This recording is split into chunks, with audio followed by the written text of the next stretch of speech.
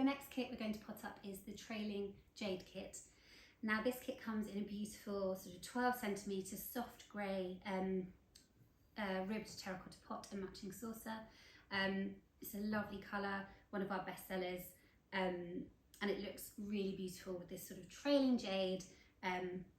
It's a species that trails, hence the name, so you can put it on a shelf and it will start to trail as it grows, and it's a really easy to look after plant. So I'm going to add in our gravel.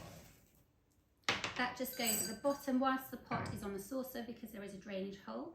That just adds drainage so that the roots aren't sat in water. So with this plant, they hate having their roots in water. It will kill it. So although it is really easy to look after because it's drought resistant because it holds its water in its leaves, it doesn't like to be sat in water. So then, taking your plant out of its pot, oh gosh, this is very well watered, and then you simply pop it in, it fits perfectly, and then just simply push it down. You don't need any sort of additional compost in there. You just pop that in, and that is so simple. It's probably one of the simplest kits we've done. And then that is all you need to do. Then now you can add in your moss. So there's two different types of moss. There's the sphagnum moss, which is the two-tone kind of dried moss, and then you have the flat moss, which is the more sort of woodlandy one. So just breaking up little bits and then simply popping them on top of the compost. I like to allow it to kind of drape over the pot. It just adds a kind of nice rustic feel. And then as your plant grows, it will start to sort of trail and drape over the side.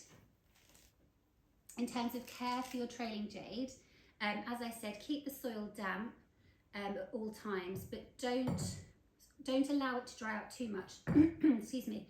It can it can dry out a little bit. That's absolutely fine, because like I said, it does hold its moisture in its leaves, so it won't die.